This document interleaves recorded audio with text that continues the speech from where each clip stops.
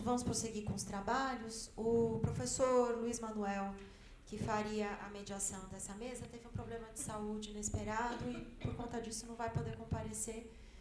Então, eu vou fazer a mediação dessa mesa também. E, devido ao adiantado da hora, vamos já iniciar os trabalhos. Então, eu gostaria de convidar a Cristiane Araújo Costa, do Instituto Polis, a compor a mesa. Cristiane vai tratar da produção agrícola na cidade. E gostaria de chamar também a Cláudia Visoni, jornalista, vai tratar do projeto Hortas Urbanas. Bem-vindas. É um enorme prazer para a gente receber vocês aqui. Vamos iniciar, então, com a Cristiane. Cristiane, pode iniciar.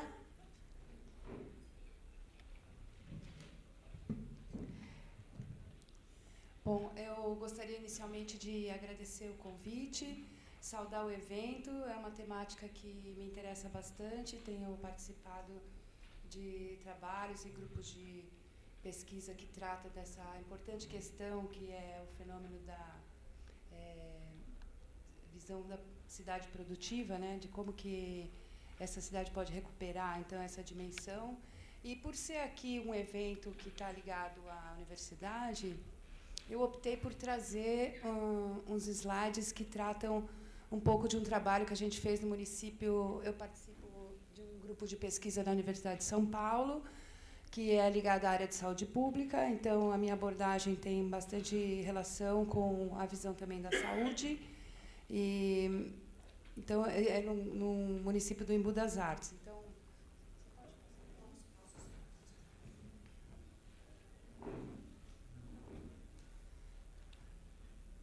esse grupo de pesquisa acabou gerando vários trabalhos de doutorado e mestrado. Éramos 9 participantes, né, pesquisadores, e, basicamente, o nosso objetivo era tratar acho que aqui não vai dar para ficar.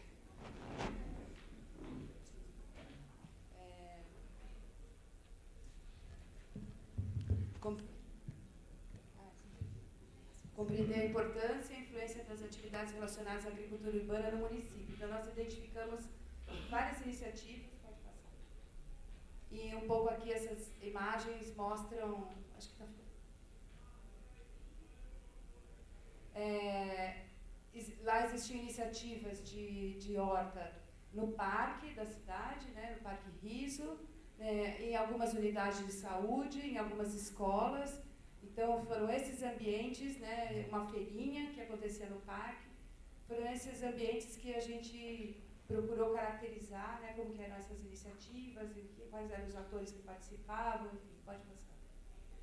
Então, fazendo uma introdução assim, em relação a essa temática da agricultura urbana, né, na década de 70, a gente teve já muitas iniciativas de municípios, né, que procuraram fazer projetos de hortas comunitárias, mas até então não se falava em política pública, não existiam programas assim, de vulto maior. Né.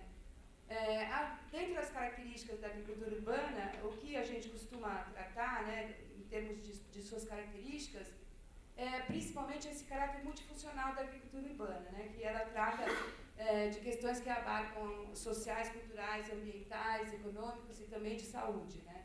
Ela também se dá em diferentes escalas, né, em espaços interurbanos e nos espaços nas franjas da cidade. Ela pode se encontrar em residências, lajes, terraços, telhados, lotes, chácaras, em inúmeros lugares. Também espaços institucionalizados, né, como a gente viu na pesquisa, nas escolas, unidades de saúde, asilos, penitenciárias e também em algumas instituições privadas. Como objetivo, ela complementa a renda, propicia um acesso a alimentos saudáveis, né, e propicia também uma diversificação na dieta alimentar. Em termos da cidade, ela é vinculada às dinâmicas urbanas e à gestão territorial e ambiental das cidades e se liga no campo da saúde pública essa visão de cidade saudável. No meu entendimento, desde a Lei Orgânica de 2006, né, desde a Conferência de 2004 de Segurança Alimentar, todos esses marcos históricos que aconteceram foram criando conexões com a agricultura urbana. Quer dizer, na trajetória que eu percorri nesse tema, eu presenciei uma costura que ao longo dos anos foi feita entre a Política Nacional de Segurança Alimentar que temos hoje no país e a agricultura urbana cresceu por dentro dessa política de segurança alimentar. Não é a totalidade, né, não se explica a agricultura urbana, mas o ponto que eu acompanhei, quer dizer, o movimento que eu acompanhei da agricultura urbana se construiu bastante ligado ao campo da segurança alimentar. Então, no decreto 7272, que institui a política nacional, ele cria um sistema de segurança alimentar que vem sendo implantado no país e esse sistema fortaleceu uma política que gerou um plano e esse plano, que é de 2012 2015, né, agora nós estamos na elaboração do segundo plano, a agricultura urbana é uma das metas prioritárias do Plano SANA, Plano Nacional de Segurança Alimentar. Isso se deve muito à participação dos movimentos sociais que incidiram nessa política, né? Talvez se fosse só por uma iniciativa do governo não teríamos essa meta, né? Isso se deve muito ao movimento que a agricultura urbana tem uma forte vinculação com a sociedade civil. Em termos assim eu procuro tratar a questão da agricultura urbana nessa ótica do direito humano à alimentação. Eu acho um bom casamento para a gente poder tratar dessa alimentação. O que inclui esse direito? Né? Inclui o direito às terras produtivas, né? Porque como a gente acabou de afirmar esse direito, né, em 2010, em termos de história não é tanto tempo assim, nós ainda vamos passar alguns anos extraindo as consequências de ter afirmado esse direito. Né? Então, esse direito, segundo a Valéria Buriti, inclui o direito às terras produtivas, aos recursos naturais, ao acesso a uma rede de comércio local, o direito de produzir de maneira adequada e soberana o seu próprio alimento ou de ter recursos financeiros, físicos e materiais para alimentar-se de forma adequada e com dignidade. Então, eu acho interessante a gente analisar, abordar a agricultura urbana dentro desse guarda-chuva do direito humano à alimentação, que eu acho que a gente consegue enxergar mais importantes questões que tem que a gente conseguir afirmar para apropriar-se melhor dessa questão do direito.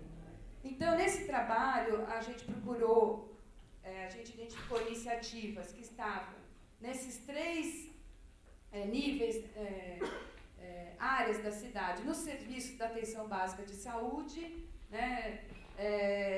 Também nós vamos analisar essas mesmas unidades de saúde que preconizam que a pessoa tenha que fazer escolhas saudáveis, existem palestras nas UBSs para que o pessoal que tem doenças cardíacas, doenças crônicas, possa se instruir e tudo, então se preconiza uma visão de saúde. Então nós fomos pesquisar em volta de 3 unidades de saúde no comércio varejista local, como que era a saúde aí, né? Então,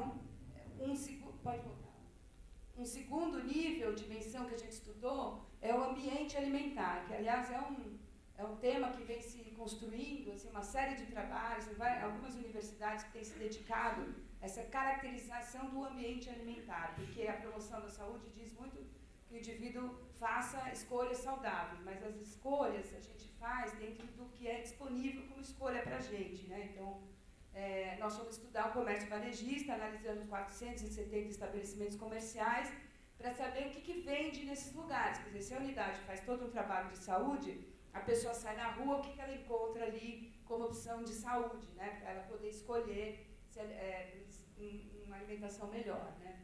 E por último, que é uma importante questão que se vincula ao urbanismo, né? Planejamento urbano de cidades, então, que é a questão territorial, a questão das franjas urbanas, a questão dos agricultores reminiscentes, a agricultura familiar que ainda existe reminiscente nessas áreas, nas franjas urbanas, né? Então, eu fui estudar,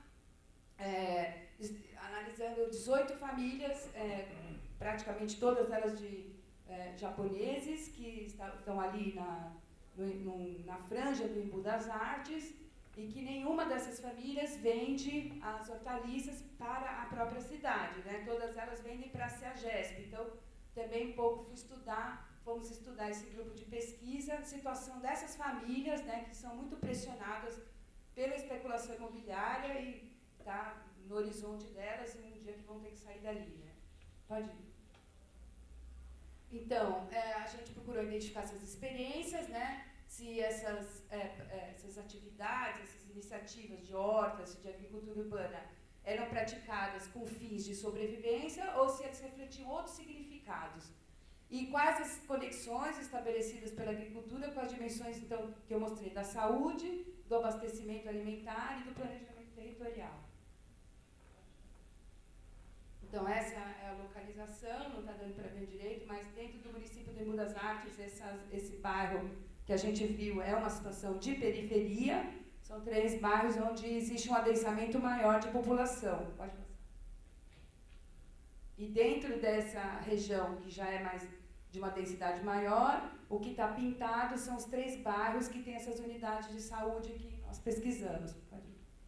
Então, nós construímos 3 manuscritos, né, um que abordou principalmente a questão das unidades de saúde, o outro que trabalhou essa questão do ambiente alimentar, e o terceiro, que é o papel do território na garantia da segurança alimentar, né, os desafios da regulação do rural e do urbano, essas situações que são chamadas de zonas de transição urbano-rural, né, que são também um tema de muita atenção no momento.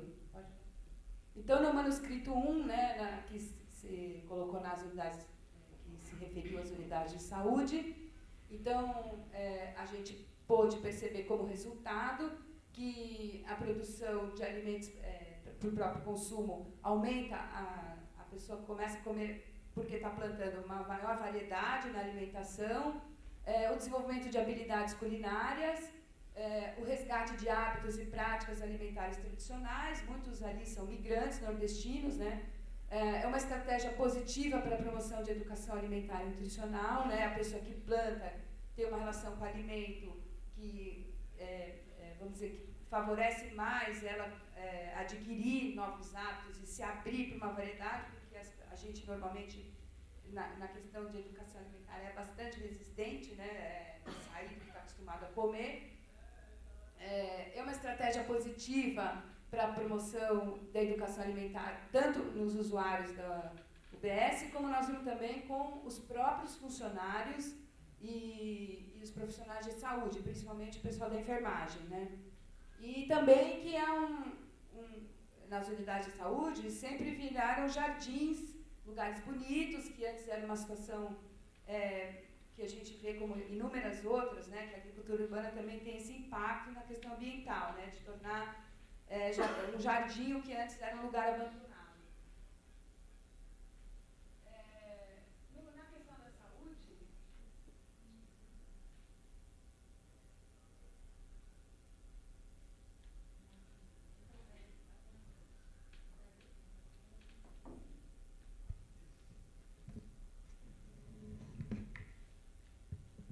então, na questão da saúde, a horta se mostrou muito importante como atividade complementar no tratamento das doenças crônicas. Então, eu entrevistei, tive contato, a gente até se animou, fizemos um filme, né, que vocês encontram no YouTube, que se chama Saindo da Caixinha, que tem depoimentos de 3 pessoas que tiveram, vamos dizer, uma influência muito grande na vida, o fato de estarem trabalhando na horta, né?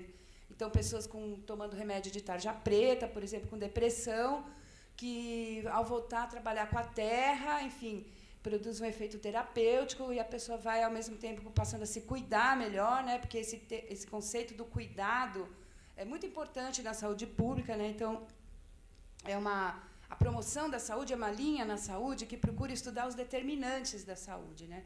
Então, ela mostra que nós temos que trabalhar também na ótica da prevenção e da promoção de saúde. Não adianta, a saúde, infelizmente, ainda hoje, tem essa visão ainda muito biomédica e que estuda muito depois que a pessoa adoeceu, né?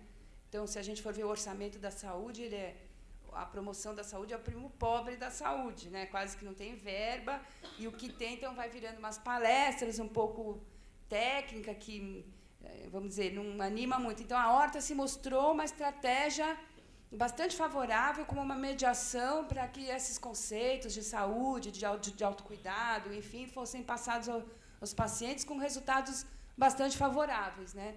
Então, por isso que eu coloquei coadjuvante em tratamento de doenças mentais, reabilitação física, social e mental. Aquisição de uma visão mais integral de saúde, do sentido do autocuidado, um maior convívio comunitário, participação e troca de conhecimentos e uma nova relação com a UBS. Então, ela conjuga simultaneamente a estratégia de tratar, prevenir e promover a saúde. Eu queria destacar esse aspecto, volta só um pouquinho esse aspecto da nova relação com a UBS, porque a UBS, não sei se vocês têm conhecimento, assim, mas é um ambiente que é visto muito como um lugar de pegar remédio, né? Então, essa visão curativa que predomina na UBS, ela foi bastante alterada nesses ambientes com essa nova relação, então, das pessoas irem lá para fazer um almoço, para fazer uma colheita, então, os próprios funcionários se envolvendo, né? Então, até funcionários reclamando porque mudou tanto a rotina do seu trabalho que não estava mais conseguindo fazer o que fazia originalmente porque estava muito envolvida nesse outro projeto, enfim. Então, finalmente aconteceu uma estratégia que alterou essa visão tradicional de que a promoção da saúde se limitava a algumas palestras sobre diabetes, sobre tabaco, enfim. Então, como elemento de análise, né, a gente achou assim, porque tudo isso que eu estou falando, dessas iniciativas tão importantes e tão fundamentais na UBS, sempre eu vi serem feitas como um trabalho voluntário, que se organiza bazar para conseguir um recurso para comprar as mudas, para comprar as ferramentas, e não passa por dentro. Até uma vez eu fiz uma foto que eu achei muito ilustrativa, que era a foto de dentro da UBS, todo mundo sentado, aquele ambiente carregado, assim, e uma porta que dava lá para o jardim, lá fora as pessoas na horta trabalhando. Então, era como se fosse dois mundos dentro de um mesmo espaço, né? O pessoal... Então, eu acho assim que é uma questão que saiu como resultado do trabalho, a importância da horta ser assumida como uma atividade de promoção da saúde, né? Porque eles consideram a atividade de promoção da saúde a caminhada, tai chi, várias coisas, mas a horta mesmo não é considerada, né? Então, e é complexo porque na saúde não tem orçamento para comprar ferramenta, para, enfim, né? É uma questão que teria que fazer... enquanto houve no projeto uma parceria com a Secretaria de Meio Ambiente, isso foi levado, o pessoal vinha da assessoria, trazia as ferramentas e tal. Quando essa parceria foi interrompida, o trabalho caiu muito, porque ficou dependendo só desse voluntariado, né? Então, pode voltar, a institucionalização da agricultura urbana na atenção básica e o desenvolvimento de capacidades necessárias à sua efetivação, porque também não tinha ali uma pessoa para instruir como fazer, aconteceu alguns problemas na horta, eles não sabiam, tinha que sempre chamar alguém que tenha um conhecimento do seu lugar de origem, que trazia alguma experiência e vinha lá, tentava ajudar, porque a assessoria técnica mesmo faltava, né? Então, existe uma política, né, nacional, que é a política de práticas integrativas, né? Então, uma coisa que a gente, como resultado do trabalho, pleiteia é que a horta pudesse ser assumida como uma atividade integrativa também, né, junto com essas outras que eu mencionei.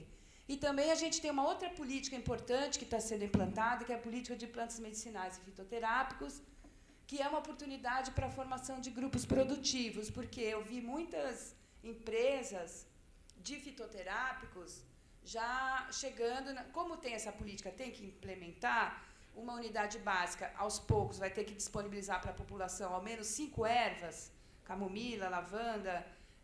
Como que será ofertado isso para a população? Né? Tem várias modalidades, e o que eu tenho visto é que são empresas que estão chegando nas UBS, oferecendo treinamento, e fica ali a cápsula de camomila na prateleira. Eu não tenho, assim... não sou contra ter cápsula de camomila na prateleira, mas eu acho que é uma riqueza de oportunidade que oferece a implantação dessa política, justamente de formação de grupos produtivos que possam trabalhar essa sociabilização e tal, que seria uma perda que se resumisse a uma terceirização para uma empresa que chega ali e coloca mais um remédio, né, porque não vai alterar em nada a relação com a UBS. Né? Pode passar. A questão do ambiente alimentar, então, que seria o segundo evento, que eu acho que essa é uma questão também que, em termos de cidade produtiva, nós temos que começar a pensar, porque essa questão do abastecimento alimentar, nunca eu vejo nos planos diretores, é uma questão que eu trabalho muito dentro do Polis, com o núcleo de urbanismo, que quando se pensa os equipamentos educacionais, equipamentos de saúde, né, na lógica do plano diretor, nunca se fala dos equipamentos de abastecimento. Né? E, na verdade, o que está ocorrendo é uma privatização do abastecimento no país. Né? Cada vez mais a gente tem cidades pequenas do interior do Nordeste com 3 redes de supermercado. Isso foi denunciado no Conselho Nacional. Então, está havendo assim como a gente tem uma concentração no ambiente rural de terras, a gente está vendo uma concentração no ambiente urbano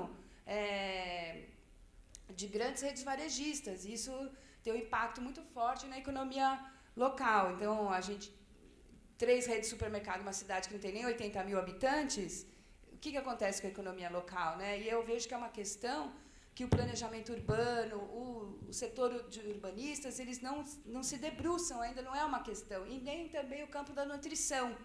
Né? Porque a gente até brinca com as nutricionistas, fala que elas se preocupam com o alimento depois que entra na boca. Mas ele percorre um caminho até chegar ali, que nós temos que analisar, né? O que está acontecendo com o CG. Então, o pressuposto é isso. Então, o cultivo nas UBSs, nos espaços institucionais, ele não é suficiente para a garantia da alimentação saudável, porque a pessoa sai de lá, o que está vendo, principalmente em periferia de cidades grandes ou de regiões metropolitanas, é um assédio da indústria. Né? Então, todo esse público do Bolsa Família, que está com um pouco de renda a comprar, ele está encontrando, quando sai de casa, a gente mapeou até 800 metros, só produto industrializado, né? Um verdadeiro assédio. Tem produtos, assim, lugares que você só encontra limão e cebola, né? Agora, vários tipos de salgadinho, vários tipos de refrigerante. Então, como não existe transporte público de redes locais, assim, para a pessoa ir fazer compra no próprio bairro, né? A mobilidade é dificultada, a mulher, normalmente é a mulher, e ela vai a pé, né? Então, na vida corrida que leva, ela vai no máximo até 500 metros, né? A gente fez um pouco essa pesquisa, e o que ela tem à mão é o produto industrializado. Né? Então, é um verdadeiro assédio que está acontecendo. Né? Então, pesquisamos os estabelecimentos que comercializam alimentos e bebidas, segundo os tipos de estabelecimento, a sua distribuição, os preços médios de fruta e hortaliça, a sua frequência de aquisição, os locais de compra, o meio de transporte utilizado e a distância de deslocamento. Então, pudemos ter uma maior compreensão das interações entre o ambiente alimentar e o comportamento da população. Então, com relação aos resultados, isso que eu falei, quer dizer, uma perversidade no âmbito do pequeno varejo local, onde produtores e fornecedores de baixa renda ofertam alimentos com pouca qualidade a consumidores também de baixa renda. E uma crescente penetração dos produtos industrializados no ambiente do varejo local, supermercados, adaptações ao consumidor de baixa renda. Quer dizer, existe logística para o produto industrializado, que se adaptou muito bem para esse público que tem pouca renda, mas está com renda. Entende? Então, por exemplo, quanto que vocês acham que custa um saquinho em pó de suco? 10 centavos.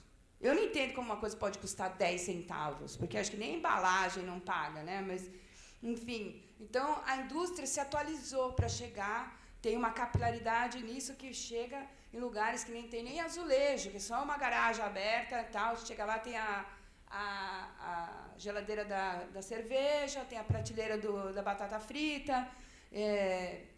Mas o produto natural, perecível, saudável, não tem logística. Inclusive nos estabelecimentos, que eu não tenho muito tempo para ficar entrando em detalhes, mas sempre quando tinha um pouquinho de fruta é jogado lá no fim do estabelecimento, num lugar pouco higiene, enquanto que o produto industrializado tem a prateleira, tal, porque a própria empresa coloca em consignação, facilita, né, a colocação desses produtos. Então, um avanço da lógica privada sobre as ações de abastecimento de alimentos. Né? E uma desigualdade no acesso à alimentação saudável, então. Então, o que a gente vê que está existindo uma verdadeira indução de um determinado padrão alimentar, que cria um ambiente alimentar que a gente chama de obesogênico, porque as escolhas são todas engordativas, né? E aí a UBS faz o discurso da alimentação saudável, que então fica como culpabilizando a vítima, porque, na verdade, ela não tem escolha, né? Mas ela recebe aquela palestra lá da UBS que ela tem que fazer escolhas saudáveis para ela se cuidar, para ela emagrecer, para ela curar da doença, enfim. Não é desprezível a participação do... Bom, a ausência de políticas públicas de abastecimento, como eu falei, que eu acho que é uma questão muito importante do urbanismo se apropriar, porque eu acho que o Estado tem, sim, um papel de levar a comida saudável até ter essa capilaridade de chegar, por meio de feiras e sacolões, na periferia, né? Não é desprezível a participação dos equipamentos de feiras e sacolões.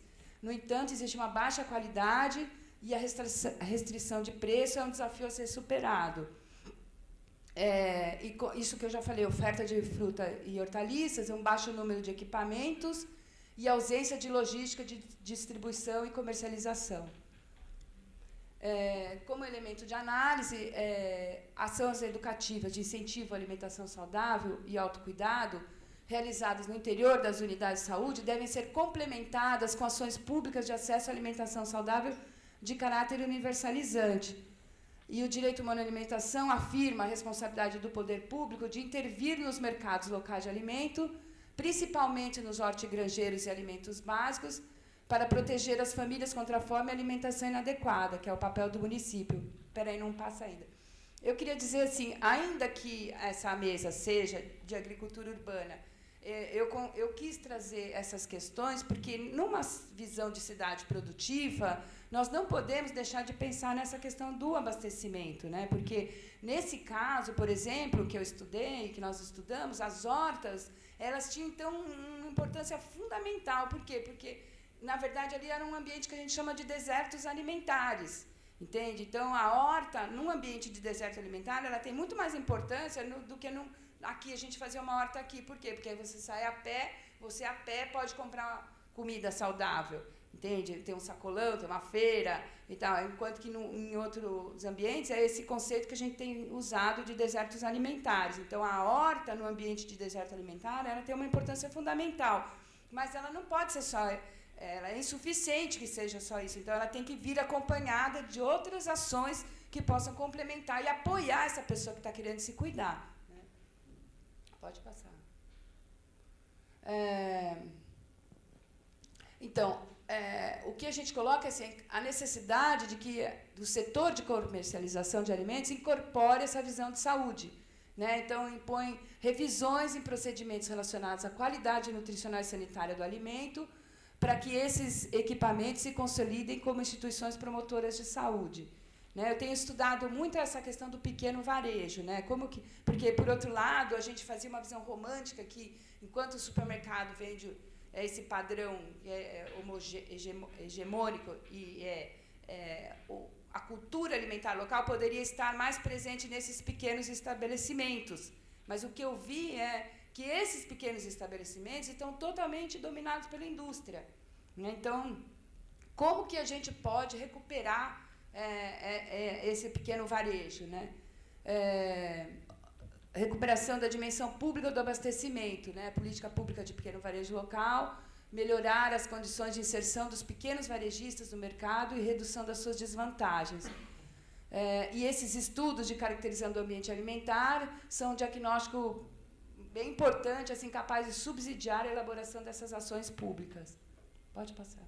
Bom, então, por último, e finalizando, o terceiro, que é o estudo dessa franja urbana, né, que luta, então, com a especulação imobiliária, que existe um distanciamento crescente entre as áreas produtivas e os centros de consumo.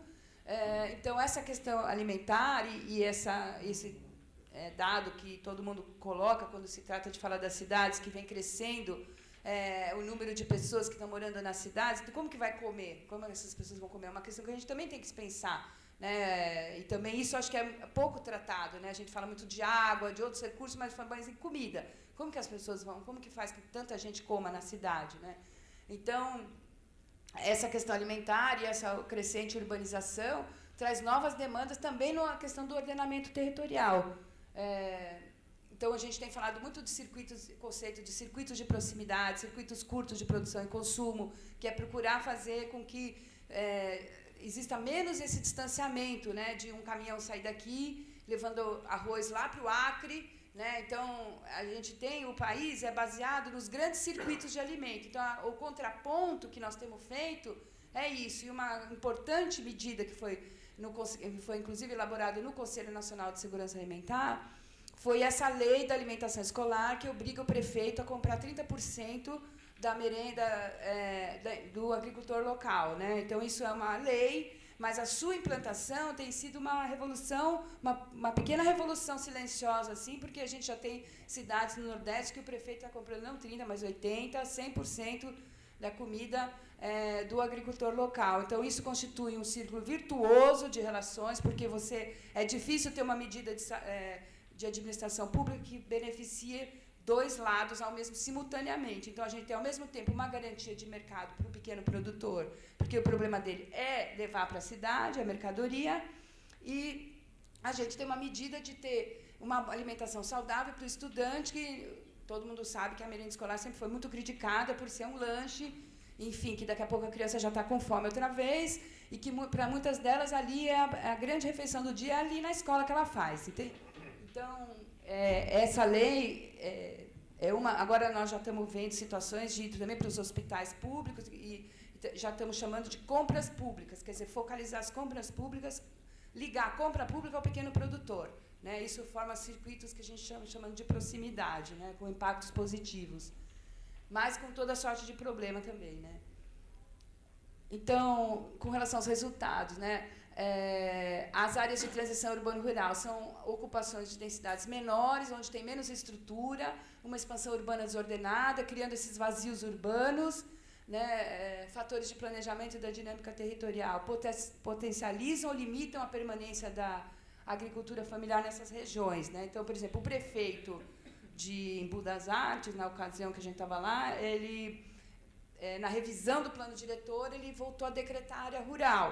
Então, eu não sou urbanista, não sei, mas é esse o caminho, as cidades voltarem a decretar para favorecer que o agricultor que está lá possa fornecer, para ele ter acesso a crédito, para ele ter a possibilidade, ele tem que ter o documento que é a DAP. E a DAP só se dá para quando está na área rural. Então, é esse o caminho, voltar a decretar a área rural? Esse é o caminho também que o prefeito de São Paulo fez, Parelheiros e outros decretando área rural. Agricultores, as famílias que nós entrevistamos vivem nessa tensão diante do avanço da malha urbana, da especulação imobiliária.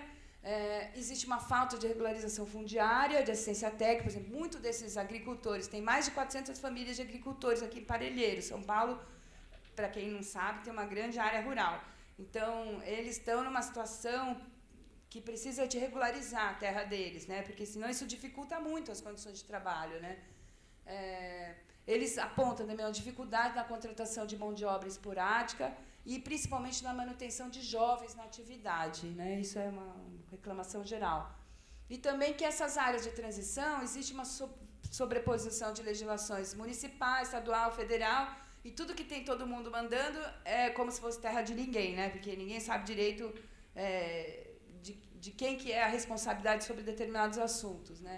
Então, sobreposição de legislação e de imposto. A gente tem situações no Embu que uma situação muito parecida com a outra, um paga IPTU, um paga ITR, ninguém sabe explicar por quê, né? E em algumas situações a pessoa paga os dois impostos, né? Só que tem um IPTU reduzido, né? Mas paga, na verdade, os dois impostos. E ausência de políticas específicas para esse segmento, né? Então, ocorrendo uma estagnação da atividade produtiva. Quando você pergunta para o agricultor lá do Embu, ele fala que começou a plantar plantas ornamentais porque ele teria menos trabalho, então para de produzir.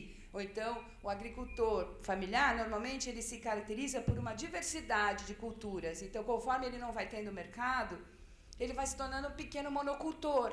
Então, ele planta alface, porque ele sabe que o alface, mesmo que ele não ganha quase nada, ele vende, a pessoa vem buscar, enfim, ele tem como passar essa mercadoria, essa produção, né? Pode passar.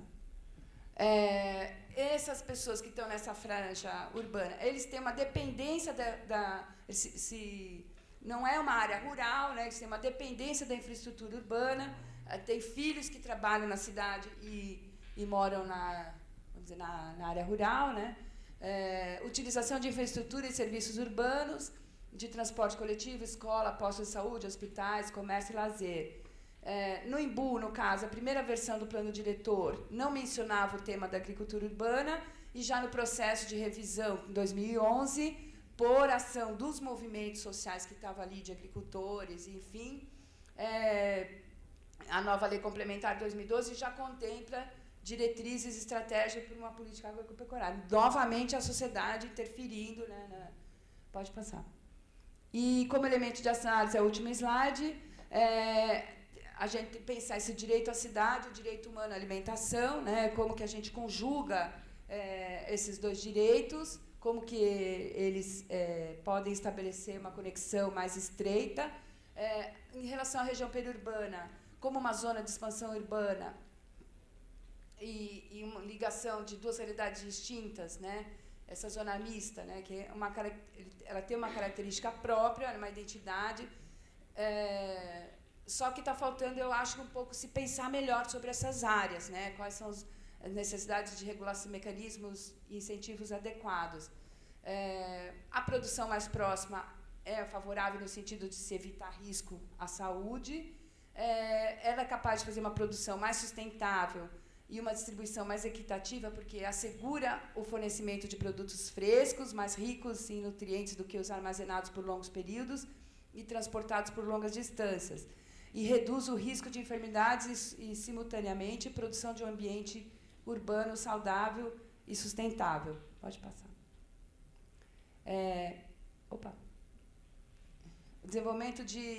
Então, recuperando, né? É importante a gente pleitear e problematizar essa questão das políticas municipais de abastecimento, que estimule a agricultura a permanecer nessas regiões, que o plano diretor possa fazer os investimentos que são importantes para a agricultura urbana, que é, por exemplo, melhorar as vias que ligam as áreas urbanas, né, de produção de alimentos, os circuitos curtos, investir em equipamentos de abastecimento, infraestrutura de apoio à agricultura, e a importância de que os próprios atores que estão nesse lugar participem dessa elaboração vamos dizer, desses planos de desenvolvimento rural, né? Pode passar. É isso. Obrigada.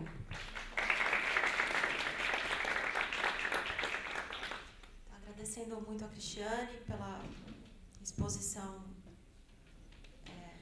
extremamente elucidativa, clara, profunda. Esse é um universo no qual eu pessoalmente não transito, eu sou procuradora do município de São Paulo, tenho algumas notícias sobre toda essa problemática de segurança alimentar, mas não faz parte da minha prática do dia a dia. Para mim foi assim, extremamente instrutivo e importante. Vamos passar agora a palavra para a nossa próxima palestrante, a Cláudia.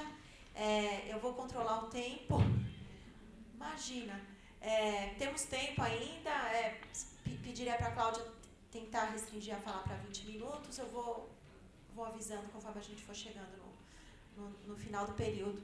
Então, vamos lá.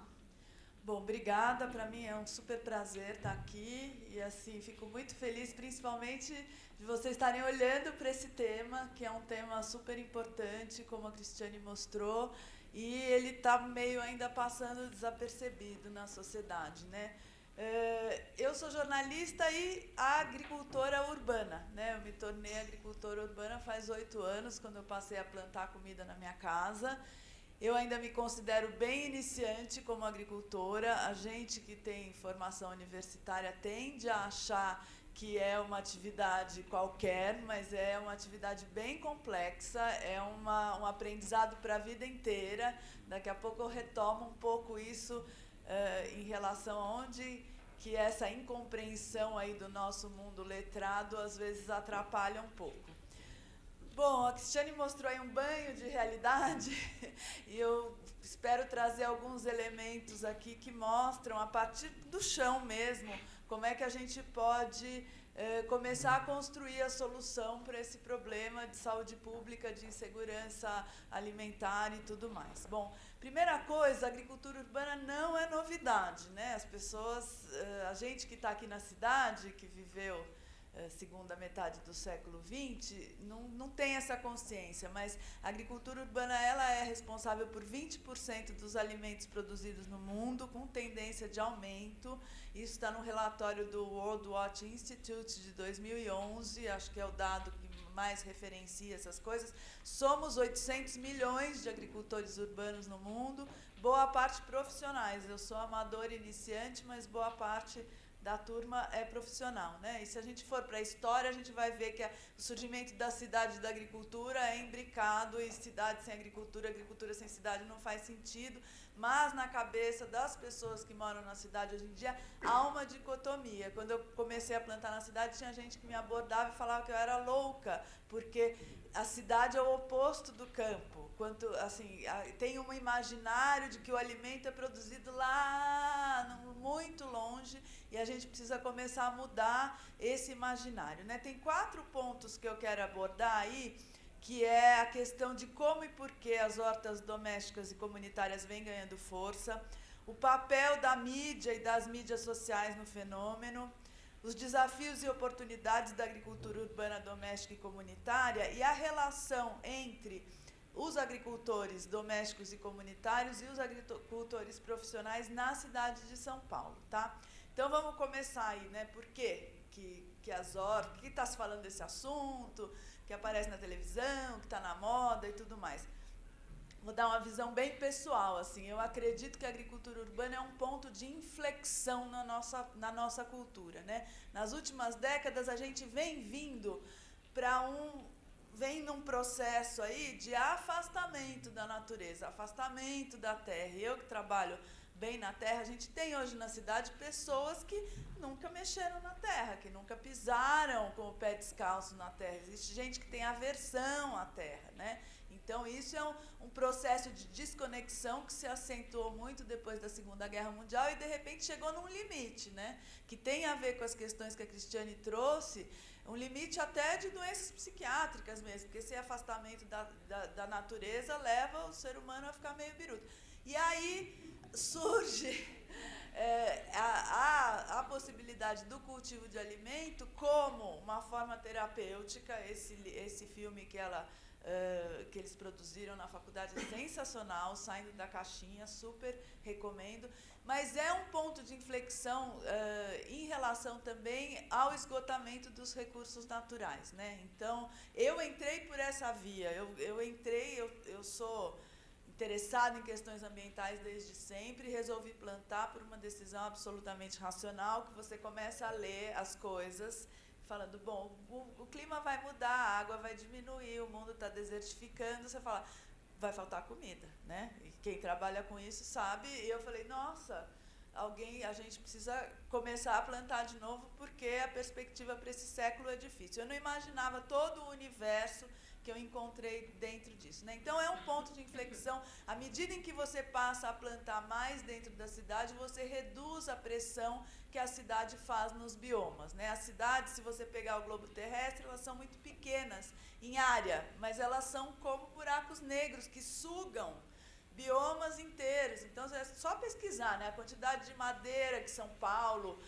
consome é uma coisa assim absurda, e boa parte dos recursos naturais hoje em dia eles vão para a produção de alimento ou para a produção de grãos que vão alimentar animais que no fim vão alimentar a humanidade. O planeta está pequeno e para tanta exploração, e a gente vai ter que reverter isso. Então a agricultura urbana e periurbana é um caminho para isso. Não vou entrar muito nos benefícios, eu escrevo sobre isso, eu tenho um post no meu blog que chama 20 motivos para apoiar a agricultura urbana ou incentivar a agricultura urbana. Se colocar no Google, acho que chega lá. Eu coloco em classes de benefícios, eles são tantos que existem benefícios ambientais, muitos, né, que vai de combate à ilha de calor, à preservação de biodiversidade animal e vegetal, né, de microfauna e vegetal. Tem benefícios urbanísticos que chegam até a redução da violência urbana. Isso não tem estudo brasileiro ainda, mas tem estudo internacional, e a gente vê. A gente que trabalha em horta, a gente vê, porque a gente está na linha de frente ali do espaço público, não dá para entrar muito nos causos, mas é uma realidade. E tem os benefícios de saúde pública que a Cristiane abordou, assim, que são muitos, né, e muitos aspectos.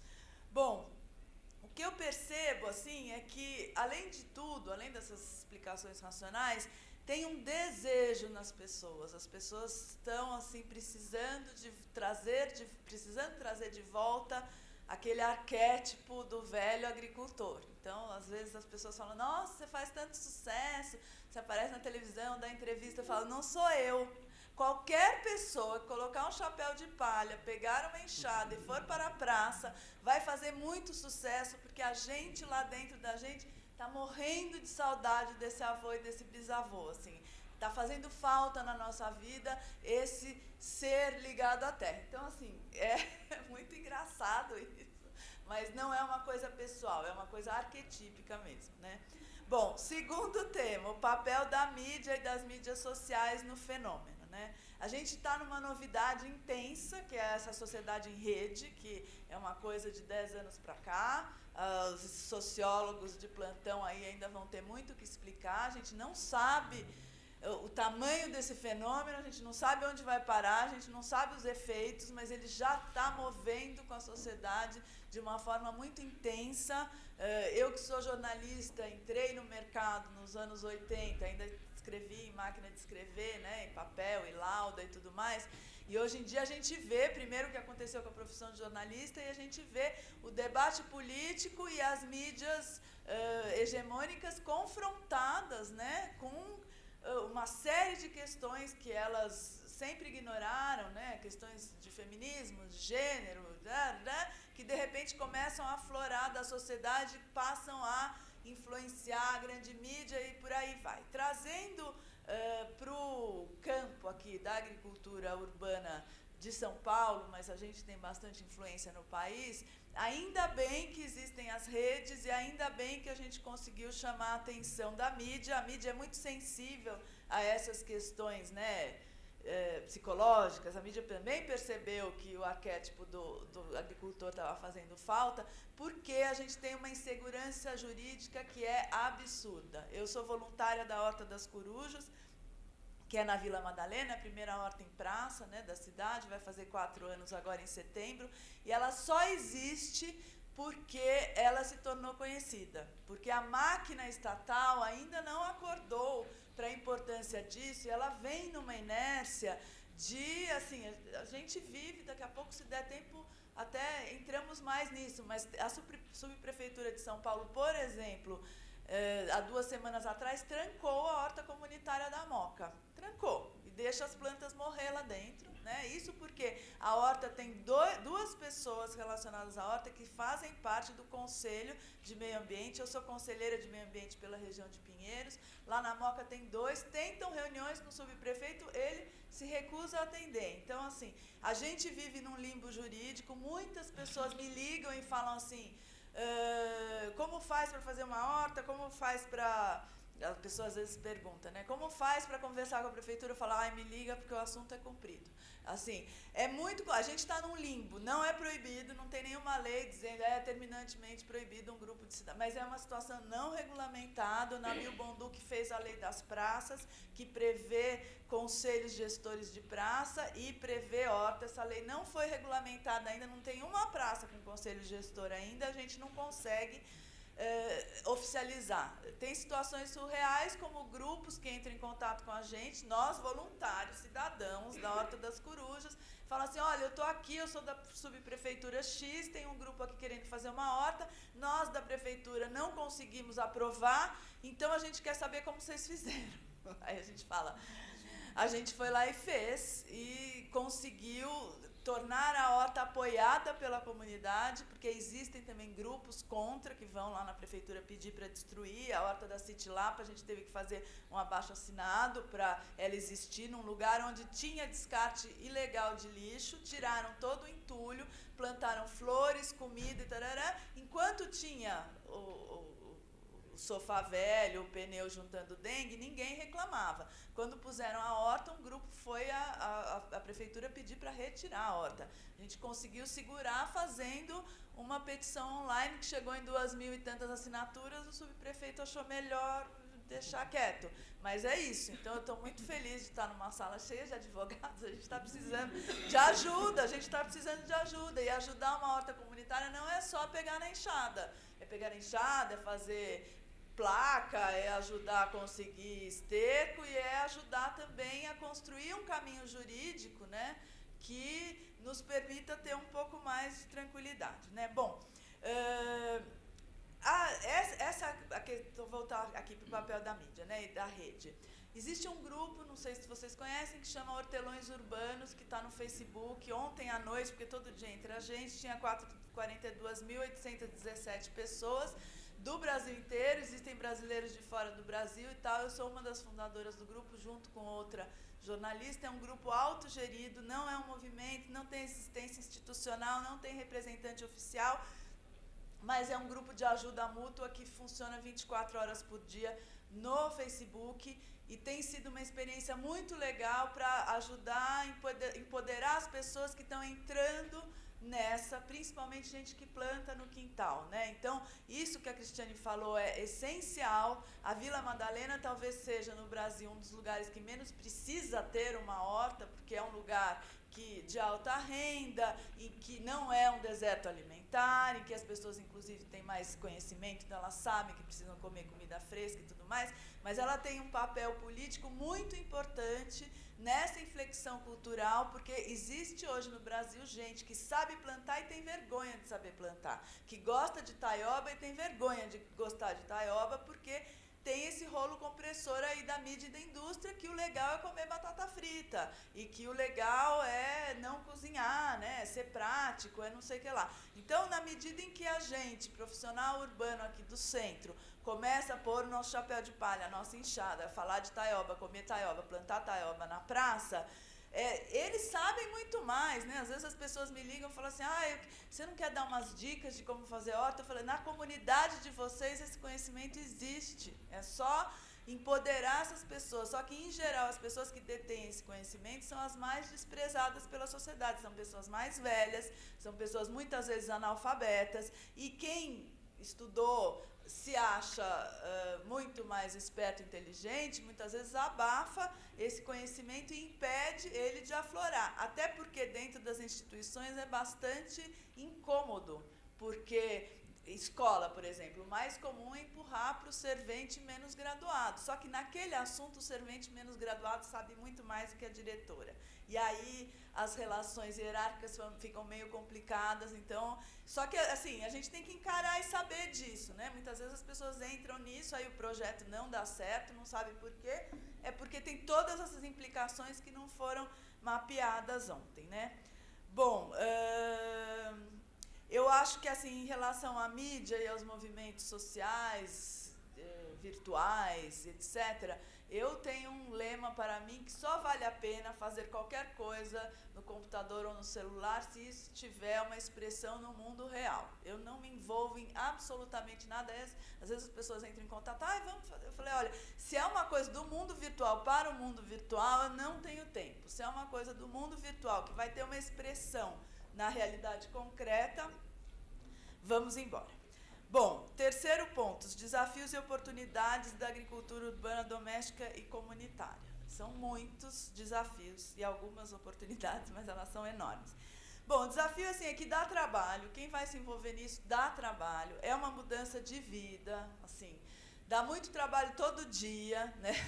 Então, assim, a relação da gente com a cidade, com o lugar onde a gente mora, com a praça muda, a gente tem uma necessidade de fixação na terra, de doação de muitas horas de trabalho, né? Então, as hortas, embora esteja bastante na moda, todas elas precisam muito de voluntários, todas elas carecem de voluntários, elas têm muitos visitantes, voluntários eventuais e tudo mais, mas cada horta tem 2, 3, 4 pessoas que carregam piano, não mais do que isso, é bastante trabalho, a gente está precisando de ajuda, né? Bom, falta apoio da prefeitura, se falta legitimação, apoio, então, assim, eles não movem uma palha. Então, por exemplo, ali No Parque Municipal, que é a Luz, tem todo lá um batalhão da polícia montada, cheio de esterco de cavalo, que é o que a gente precisa para fazer adubo para as hortas. Nunca alguém pegou eles jogam tudo isso e vai para o aterro, né? Nunca, assim, alguém teve a gentileza de sair pelas hortas distribuindo. Seria, assim, 3 horas de trabalho, mas não acontece, sabe? É impossível. Então, fica se falando em mega, vamos conversar, vamos criar programas, não sei o quê, que são bacanas, mas, assim, o básico do simples, do óbvio, é muito difícil, sem falar que os funcionários da prefeitura não reconhecem a agroecologia, tem um entrave, que é um entrave estético. Não só os funcionários, como a sociedade. Na cabeça da gente, uma horta é uma fileira de alface sem fim, né? Só alface. E as pessoas não conhecem a agroecologia. Então, quando você chega numa horta que as plantas estão misturadas, a pessoa olha aquilo e vê como sujeira. Então, é comum estar trabalhando, alguém entra e fala assim, nossa, que sujeira, né? E outro dia eu tive uma conversa que tem a ver com segurança alimentar. Eu estava lá trabalhando, entra uma senhora na horta e fala assim, nossa, que lugar confuso, sujo, não sei o que, não sei o que lá. O que acontece? A pessoa não reconhece as plantas. A maioria daquilo é comestível, mas ela só conhece as coisas que estão no supermercado. Aí eu falava, bom, isso que você está chamando de mato é gengibre, isso que você está chamando de mato é inhame, isso aqui que você está chamando de mato é não sei o que, isso aqui é uma planta medicinal, isso aqui é picão, que é bom para isso, isso e aquilo, não sei o que lá, isso aqui é caruru. Quando eu falei caruru, ela falou assim, caruru eu conheço. Eu falei, que legal, você conhece? Ela falou assim, é a única coisa que tinha para comer quando eu era criança. Assim, a minha mãe só tinha arroz em casa, a gente saía para o campo para comer caruru. Ela devia gostar muito de caruru, porque caruru é altamente proteico, a mãe dela estava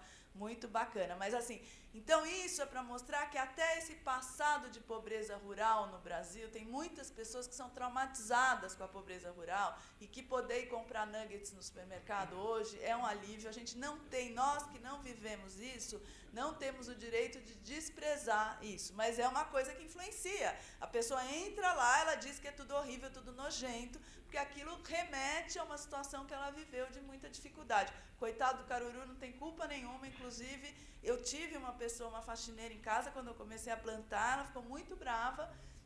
Um dia, estava plantando taioba em casa, ela olhou e ela ficava irritada, até que um dia ela falou assim, se não fosse essa planta, eu não estava viva. Porque taioba também é uma coisa que tem muito nutriente, não sei o que lá. Então, assim, a gente tem que ressignificar, inclusive, essas relações, e quem está numa horta comunitária tem que se preparar para receber isso, porque você está lá, vai entrar alguém, eu brinco que parece consultório psiquiátrico, abre a porta e entra, né? Outro dia entrou um moço e falou assim, eu preciso de remédio, porque eu estou passando mal. Eu falei assim, você precisa ir ao médico, aqui não tem, assim, não, mas ele precisava de alguma coisa. Aí eu peguei algumas coisas de fazer chá, assim, para acalmar. Falei, olha, estou aqui capim santo, melissa, erva cidreira, mas isso não vai resolver o seu problema, você vai procurar um médico. Mas isso acontece, então, acontece de tudo. Bom, mas eu acho que, assim, o maior problema que a gente enfrenta é esse da incompreensão, né? A incompreensão dessa pessoa que entra, tendo chilique, a incompreensão da prefeitura, a incompreensão... até ontem à tarde eu estava em casa trabalhando, fazendo terra, né? Porque a gente acha que a terra, então... Depois de fazer a compostagem, você peneira, você mistura com uma série de coisas. É um processo lento, que dá trabalho. E eu detesto quando toco o telefone. Eu estou fazendo isso porque eu estou até aqui, com a mão suja, e toco o raio do telefone. Né? E estava fazendo muda. Eu tenho um pequeniníssimo viveiro na minha casa, onde eu produzo as mudas que eu planto desde a semente. E produzo muda também para a Horta das Corujas, onde muitas vezes, infelizmente, elas são roubadas. Mas faz parte também, isso é um aprendizado aí da nossa relação com... Bom, aí liga uma pessoa e falou assim, olha, nós vamos fazer um evento da virada sustentável aqui na nossa escola, é um céu, e nós temos tendo uma certa dificuldade, então eu estou ligando para você arranjar para a gente a terra e as mudas. O evento dela era montar uma horta. Eu falei, olha, você está ligando para uma pessoa física, não é assim, é um processo muito longo. Eu, inclusive, estou aqui produzindo a terra. Então, há uma incompreensão, porque alguém que vem de cima... Eu falei, olha, a sua escola deve gerar uma montanha de resíduo, que é a matéria-prima para fazer o adubo, mas ele não vai ficar pronto hoje, ele vai ficar pronto daqui a 3 meses. Não, mas eu preciso para o evento. falei, bom, então você vai numa loja de jardinagem, compra terra, vai no CEAGESP, compra muda, monta lá, mas isso não é uma horta, né? Bom, para encerrar, as vantagens. Eu acho que as oportunidades têm duas. Que é produzir riqueza a partir do resíduo, que é uma coisa do resíduo orgânico, você produz riqueza, né? Então, assim, a gente está num momento de escassez aí, de dinheiro, de desemprego, de não sei o que lá. Você produz comida e você produz riqueza, que você pode vender a partir de nada, né? Então, as pessoas ficam muito desesperadas, muitas vezes, óbvio, porque essa sociedade em que todas as trocas são mediadas pelo dinheiro, quando você perde o emprego, é apavorante, mas você tendo ali condições mínimas, você consegue criar inclusão, renda, trabalho, segurança alimentar a partir da agricultura. E eu acredito que a maior oportunidade a gente consegue mudar o mundo a partir da agricultura urbana. Bom, para terminazíssimo, a relação com a agricultura profissional, acho que entre os agricultores comunitários, domésticos e os agricultores urbanos, aqui em São Paulo é tudo lindo. Assim, está sendo um processo muito lindo que eu nunca imaginei. Quando a Cris fala que Parelheiros tem agricultores, para mim eles têm cara. Eu conheço o sítio, né? A Valéria, o Ernesto e seu Zund e tudo mais. E é maravilhoso ver que os problemas só mudam de escala, né? Então, a gente se sente muito irmanado a essas pessoas. Então, quando chove pedra, eu fico muito triste, não pela meia dúzia de pé de alface de escarola que eu estou perdendo, porque eu sei que o cara que depende disso choveu pedra e geou esse ano em Parelheiros, ele está perdendo tudo. E se eu já fico muito triste de ver o meu quintal pisoteado de pedra, imagino que uma pessoa que está ali há 6 meses cultivando aquele campo, está para colher. Então é isso, a gente está vivendo uma comunidade de ajuda mesmo, a gente está se articulando politicamente, a gente se conhece, a gente vai lá na Conferência do Desenvolvimento Sustentável junto. Quando começou esse movimento das hortas comunitárias, teve até o Fogo Amigo, né? Gente do movimento de agroecologia, do urbanismo, que achou que a gente era ridículo fazendo aquilo, não entendeu a mensagem e onde a gente queria chegar. E os primeiros que entenderam foram os agricultores, assim, eles são muito queridos e a gente se identifica até nos mínimos detalhes, assim, até a mão da gente é igual, assim, tudo sujinho, é muito bacana. Então é isso que eu queria falar. Eu queria convidar vocês, vai ter o Festival de Agricultura Urbana, segundo Festival de Agricultura Urbana, dia 27 de agosto, na Praça Vitor Tivita, que é perto do metrô Pinheiros. Vai ser muito legal. Começa às 9 da manhã com meditação, depois tem yoga, vai ter feira de orgânicos, os produtores vão estar lá vendendo com a mão deles, vai ter uma feira gastronômica excelente, 27 de agosto, sábado, dentro da Virada Sustentável, das 10 da manhã às 4 da tarde, vai ter oficina de compostagem, de abelha sem ferrão, debate, aula de horta, o dia inteiro de atividades, isso já está no Google, vai ser muito legal e a gente vai estar lá, tanto o pessoal que planta no quintal, quanto na horta comunitária, quanto os agricultores de verdade, vai ser muito bacana. É isso.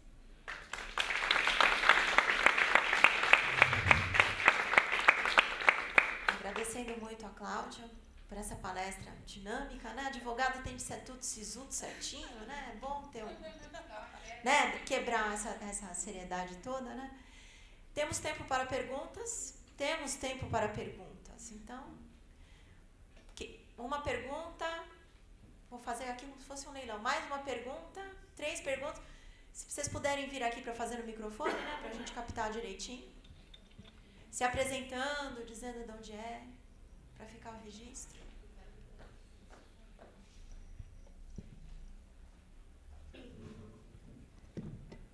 Bom dia. Dá para ouvir? Agora sim. Bom dia, meu nome é Caroline, eu sou estudante da Universidade Anhembi Morumbi, estudante de arquitetura e urbanismo, e inclusive vou apresentar meu pôster mais tarde. Eu estou estudando a questão ambiental em Budas Artes. E tendo em vista a sua apresentação, Cris, que eu achei maravilhosa, eu queria te perguntar, o plano diretor está sendo muito polêmico por causa da questão ambiental, por causa da questão dos corredores industriais dentro de área de preservação. E aí você me veio com uma novidade, eu ainda não tinha chegado nesse ponto do estudo, de que se reconheceram áreas rurais dentro de Embu das Artes. Eu queria saber se você tem mais informações sobre como está sendo essa conversa, porque ao mesmo tempo em que se coloca dentro da reserva da biosfera, um corredor industrial, eles estão prevendo áreas agrícolas, né? E como está sendo isso? Vamos colher todas as perguntas, né? A próxima.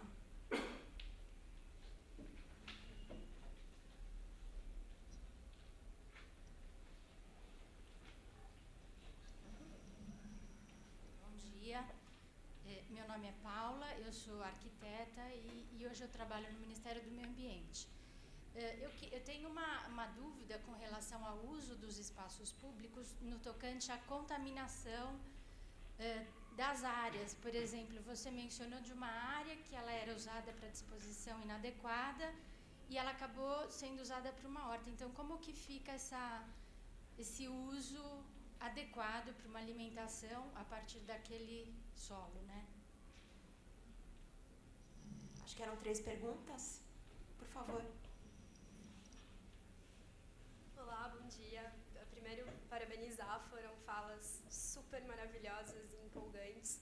Eu sou do Direito, sou pesquisadora do IBDU, na área de conflito fundiário urbano, e me toca muito essa temática da segurança alimentar e também das hortas.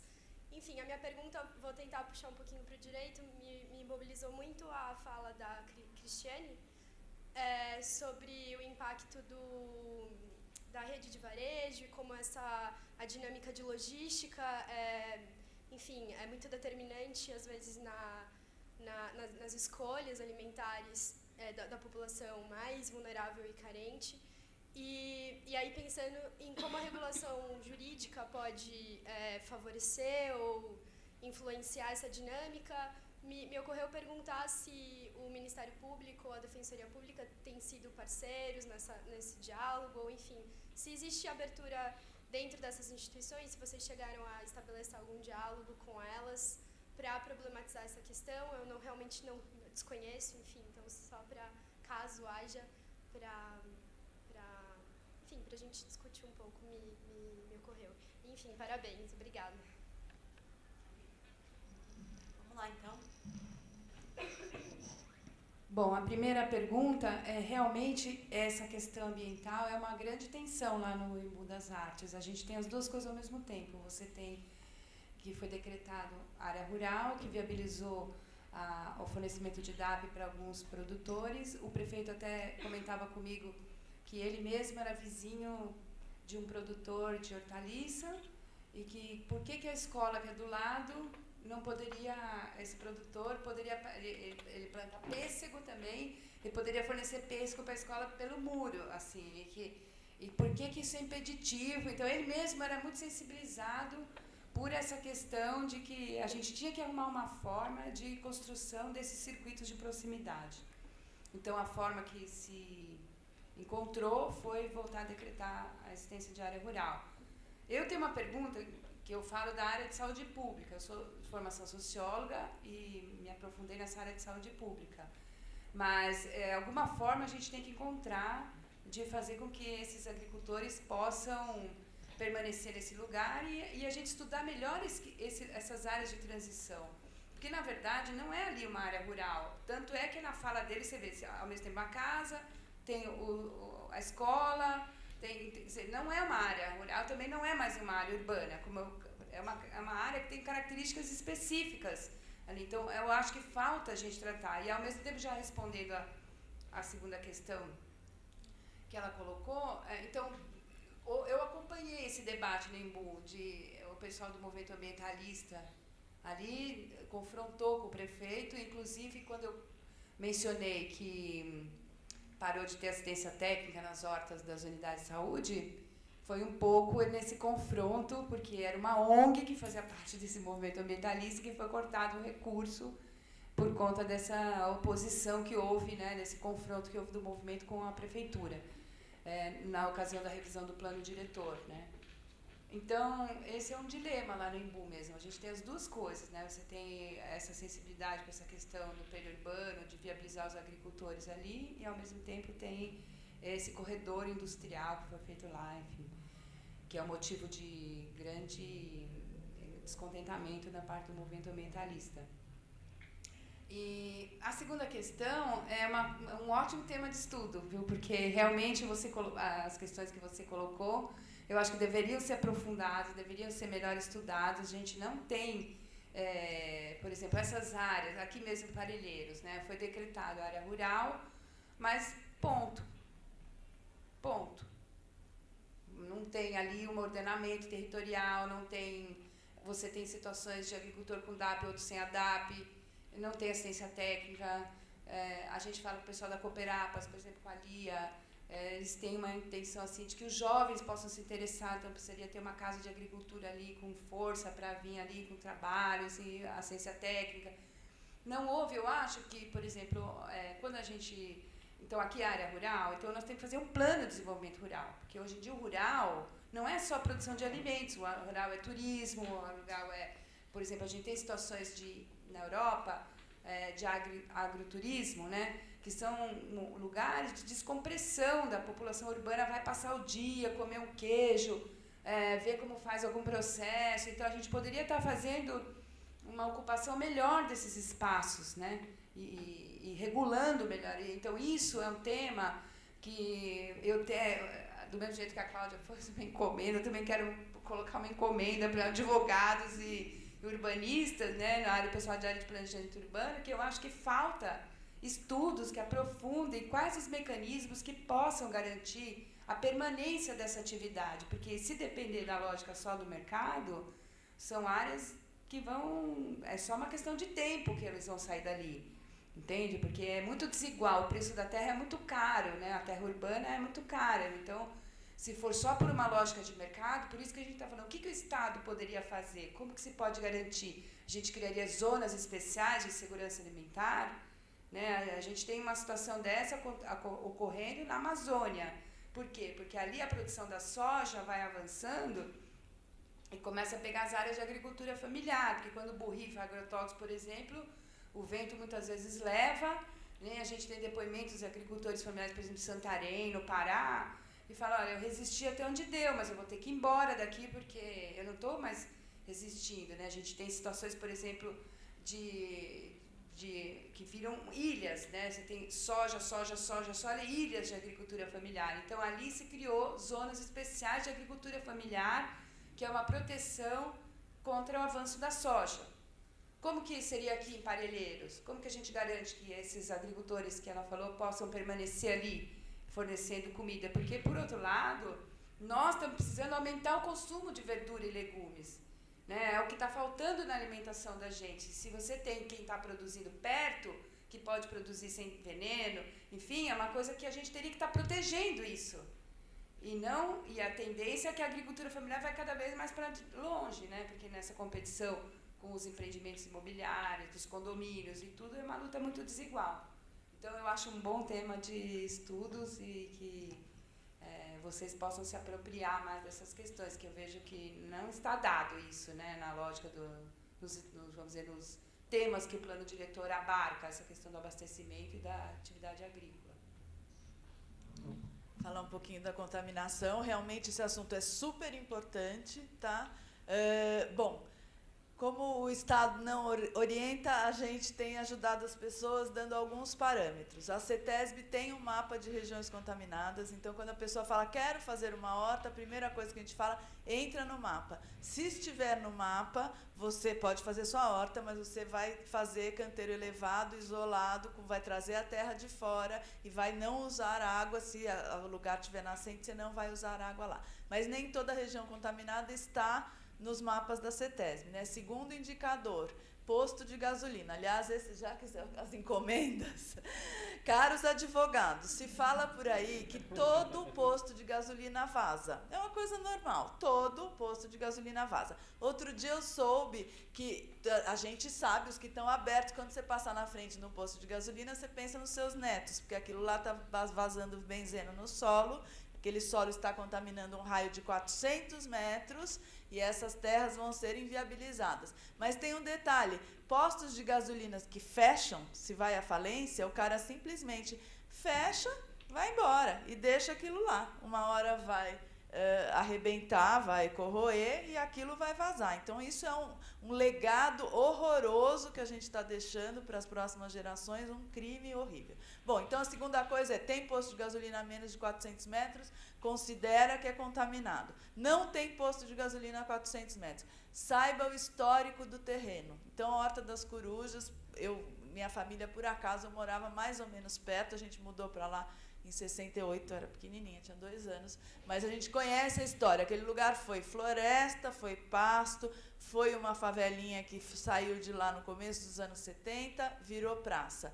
Então, e a gente fez análise de água, a gente recuperou na nascente, a água é perfeita, então a gente tem certeza que lá o solo não é contaminado. Mas se houver qualquer dúvida, se o lugar foi uma oficina mecânica, o lugar foi uma indústria, o lugar foi um depósito de coisas químicas, não use a terra do lugar, faça o canteiro elevado. Atualmente, o Luiz Amato, da Faculdade está fazendo uma tese, ele já fez a tese de poluição do ar, esse é um outro assunto, né, que já está publicado, é só olhar, é uma coisa referência internacional, tem alguns parâmetros também, perto de grandes áreas de tráfego, a gente precisa fazer o mais afastado possível, mas, no mínimo, colocar um isolamento de vegetação, tem que ter bloqueio, arbustos altos, árvores entre a avenida e onde a gente está plantando, tá? E agora o Luiz está pesquisando 11 hortas em São Paulo,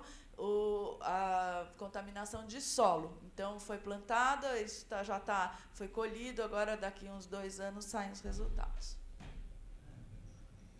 Então, vamos encerrar agradecendo muito a contribuição das palestrantes. Foi uma mesa simplesmente excelente, um assunto super empolgante, né? Eu mesma, como moradora recente da Vila Madalena, tenho horta em casa, aprendi muito, né? Estou empolgada por continuar, né? Queria agradecer a presença de todos vocês. Vamos fazer então um intervalo para o almoço e pedir para que todos retornem para as atividades da tarde que prometem. Então, vamos manter a empolgação, gente. Obrigada.